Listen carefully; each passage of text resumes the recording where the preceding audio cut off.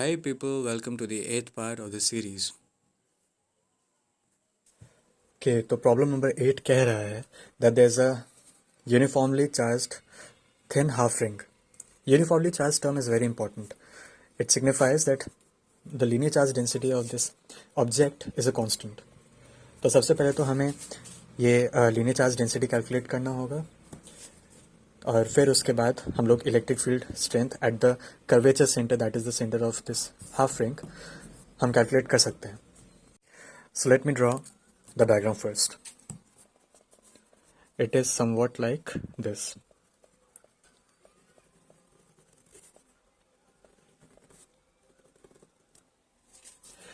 This is the half ring over which the charge is spread uniformly. तो हम इसका linear charge density lambda calculate करें तो lambda हो जाता है the charge divided by the length over which the charge is spread, that is Q divided by the length is pi, let its radius be r, so it becomes pi r. अब हम देखते हैं कि हम कैसे calculate करें. The field is basically due to all this points. मान लीजिए इस पर कोई भी पॉइंट हमने लिया, इसकी वजह से इस पर इस पॉइंट पर फील्ड होगी इस डायरेक्शन में, उसी तरह इस पॉइंट की वजह से फील्ड होगी इस डायरेक्शन में. हर पॉइंट की वजह से फील्ड की डायरेक्शन चेंज हो रही है, तो हम यहाँ पर इस ऑब्जेक्ट को बहुत छोटे पार्ट्स में ब्रेक कर देंगे जिसको हम कहते हैं एलिमेंट्स. तो हमारी स्ट्रैटेजी यही रहेगी कि we go to a particular theta. हम एक डी थीटा जितना एक एलिमेंट ले लेंगे. इस एलिमेंट की लेंथ है आर डी थीटा. सो और इस पर चार्ज हो जाएगा linear charge density times this length of the element r d theta, that is q by pi d theta. अब इस एलिमेंट की वजह से इस पॉइंट पर इलेक्ट्रिक फील्ड की डायरेक्शन कुछ ऐसी है. Let us call it D E. और हम जानते हैं कि ये एंगल थीटा है, that is theta, this is theta. हम इसको एलिमेंट में ब्रेक कर सकते हैं, इसके कंपोनेंट्स में ब्रेक कर सकते हैं. तो this becomes D E cos theta and this is D E sine theta, right. अब अगर हम ध्यान से देखें तो ये जो एलिमेंट है इसी तरीके का एक एलिमेंट सिमेट्रिकली यहाँ पर एग्जिस्ट करता होगा, जिसकी वजह से फील्ड की डायरेक्शन इस तरफ होगी. और अगर फील्ड की डायरेक्शन ऐसे ही होगी तो उसका कंपोनेंट भी इधर के अलॉन्ग होगा, which would be exactly equal to this component d E cos theta.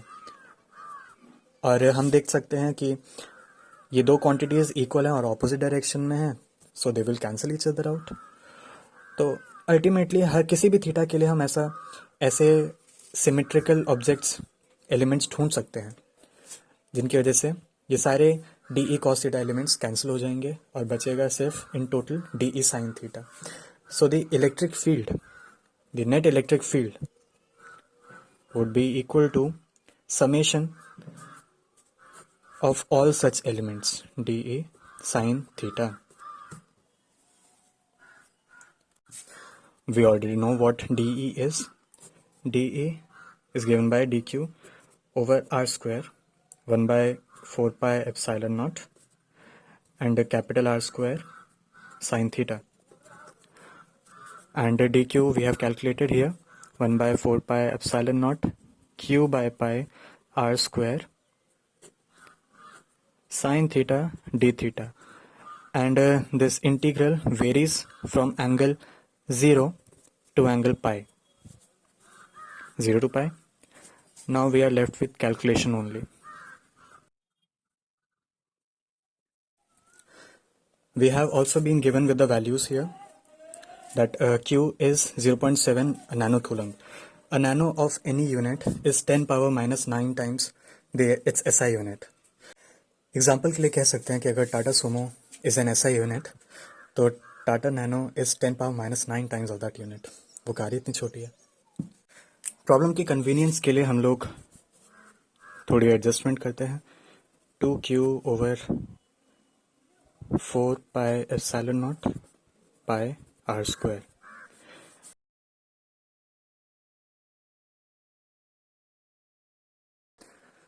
So the electric field is minus 100.26 y cap Newton per Coulomb, or 0.1 minus 0.1 y cap kilonewton per Coulomb.